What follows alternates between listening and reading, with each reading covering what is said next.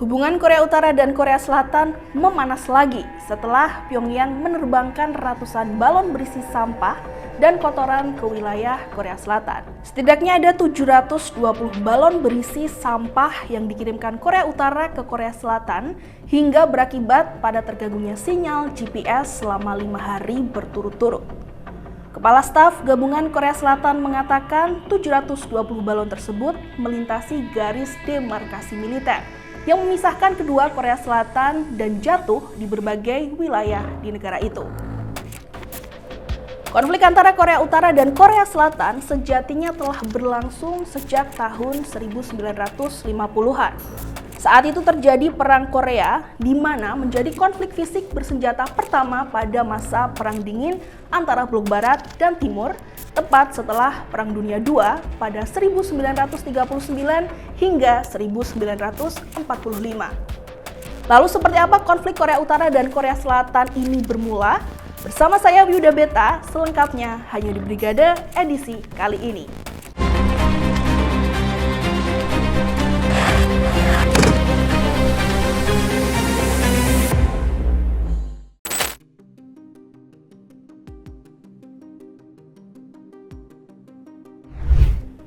Perang Korea bermula dari serangan 75.000 orang tentara rakyat Korea Utara yang berideologi komunis ke Korea Selatan pada 25 Juni 1950. Saat itu Korea Utara mendapatkan dukungan dari Uni Soviet yang saat ini disebut Rusia dan Blok Timur yang berambisi menyebarkan ideologi komunisme ke banyak negara di dunia. Kemudian Amerika Serikat mendapatkan resolusi dari PBB untuk membantu Korea Selatan menghadapi agresi militer Korea Utara. Hadirnya Angkatan Tentara Darat, Laut, dan Udara Amerika Serikat dalam perang berhasil mendorong mundur pasukan Korea Utara ke arah perbatasan Korea Utara hingga Cina. Cina pun menanggapi dengan mengirim ratusan ribu tentara untuk mendukung Korea Utara antara November hingga Desember 1951. Intensitas peperangan selanjutnya berkurang, namun peperangan masih terus berlangsung.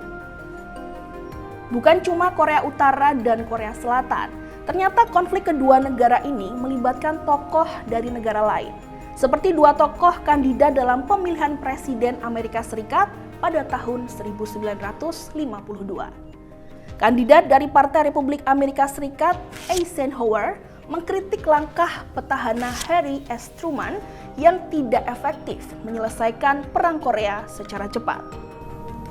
Tokoh Partai Republik Amerika Serikat, Dwight D. Eisenhower, melayangkan kritik terhadap petahana Harry S. Truman yang dianggap tidak efektif menyelesaikan Perang Korea secara cepat. Ia menganggap butuh langkah baru untuk mempercepat penyelesaian konflik. Terpilih menjadi presiden, Eisenhower secara terbuka mengisyaratkan penggunaan senjata nuklir.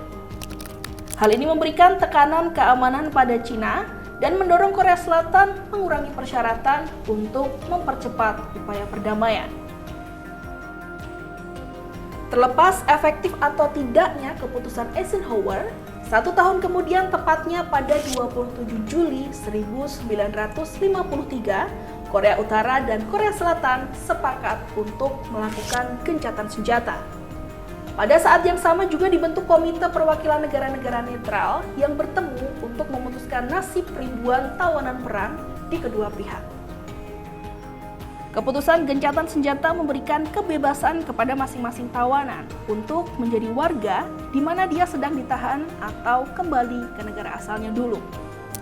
Perbatasan baru antara Korea Utara dan Korea Selatan pun ditetapkan yang membuat wilayah Korea Selatan bertambah serta memutuskan demilitarisasi wilayah perbatasan dan sekitarnya.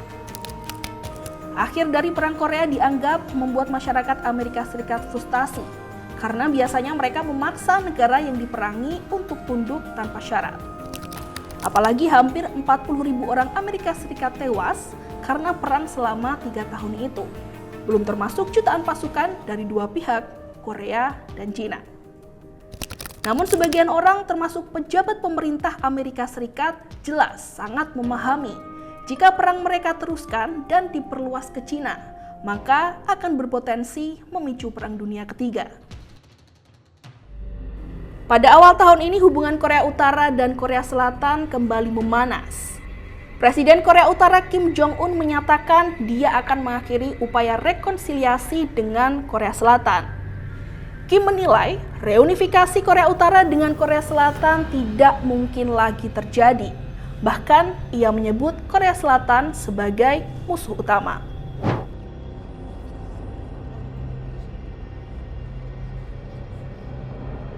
Seperti yang sudah disinggung pada awal video tadi, hubungan Korea Utara dan Korea Selatan bisa dibilang lagi panas-panasnya.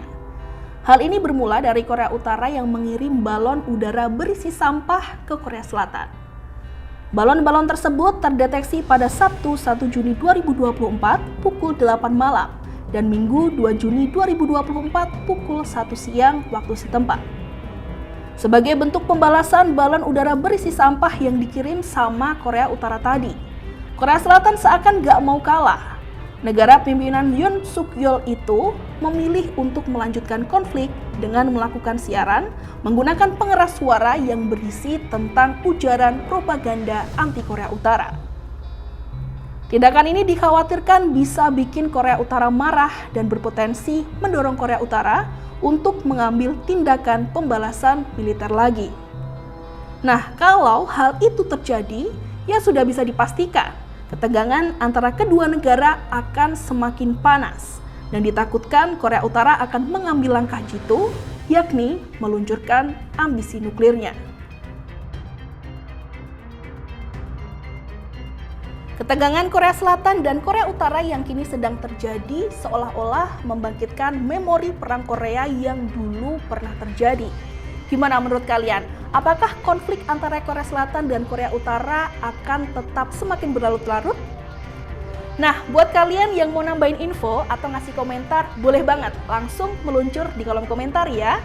Segitu dulu Brigade hari ini, saya Wiyuda Beta pamit, sampai jumpa di Brigade edisi selanjutnya. Bye!